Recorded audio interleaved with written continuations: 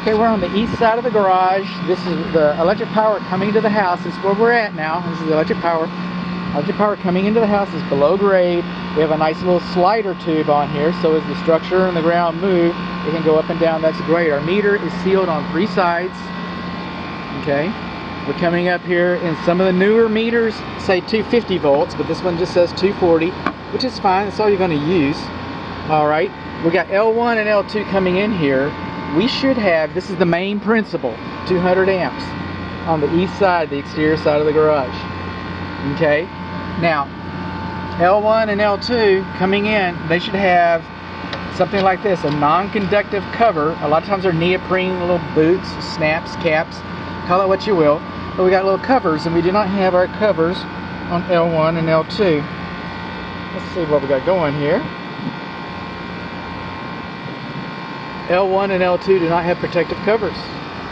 Now we come along here, we've got 2 grounds within 6 feet of each other. That's a good thing. One's in the garage, I'm going to show it to you. And then we have this one right here. That's a grounding rod. Grounding rods are 8 feet long. Grounding rods, according to code, are supposed to be buried 8 feet.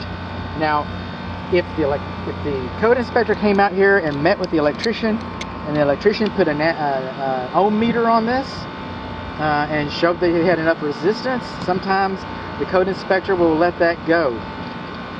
I wasn't here. I didn't see it. I don't know it. I know the code says it's supposed to be buried 8 feet.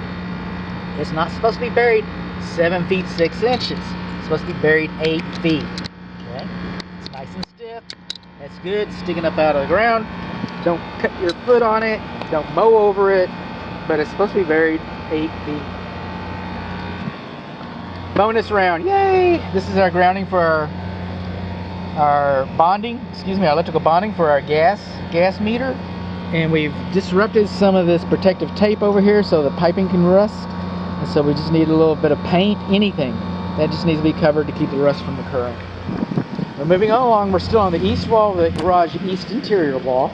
We'll come over here to our load center, breaker box, call it what you will, okay, on the east interior wall. Coming along here, this is our UFER. It's spelled U-F-E-R, but we're not going to knock off for spelling here. I'm in no position to complain about people's spelling, actually. But there's our UFERs within 6 feet. That UFER on a house like this, because we have PEX water supply, so the UFER doubles as the bonding. So we've got grounding and bonding for our electric service panel. What we're supposed to have inside of this box, or the other one, I would have settled for either one, is the UFER is supposed to be labeled. Now, any electrician is going to stand in front of this and look down and go, duh, there it is. But the code says it's supposed to be labeled, so that's what we're going to do. That's what we're going to do. Everything looks pretty good in here. Everything turns off, supposed to turn off.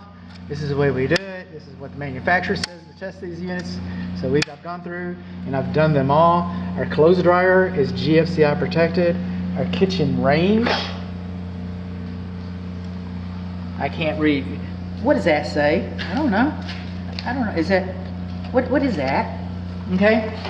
I'm going to jump around here a little bit. I didn't wake up this morning figuring out how I'm going to piss off a builder. I said, you know what I think I'm going to do? I'm going to make them put labels on there. No, that's not me. The International Residential Code and Square D panels say that this should be printed. This is printing, this is handwriting, this is printing. That's what they said. So all this should have been printed, especially where it says, what is that, kitchen? What is that?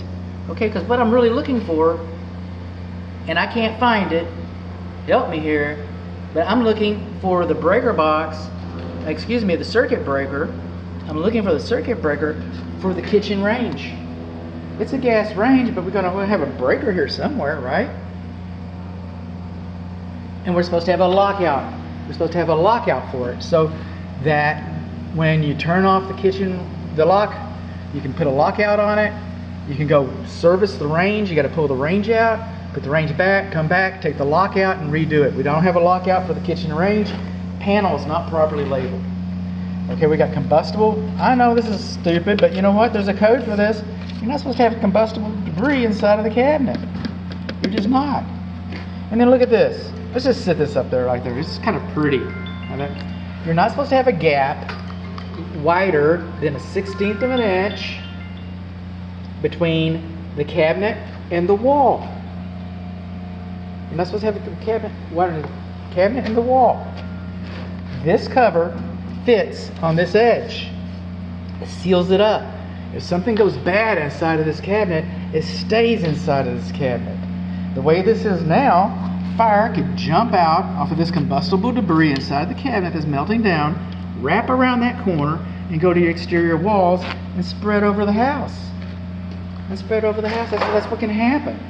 Oh, bud, give us a break. This is new construction. I told you I didn't wake up this morning. The 16-year-old kid that put the stereo from Hawk Electronics, but the stereo in that car over there, it looks like it came from the factory that way. And I know that 16-year-old kid had a lot more on his mind about what he was going to be doing a weekend than a 35-year-old electrician or a 28-year-old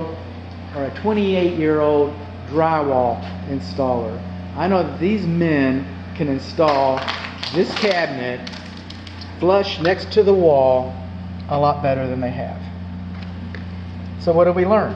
We learned we got combustible debris in here. We learned that we got a gap in the cabinet.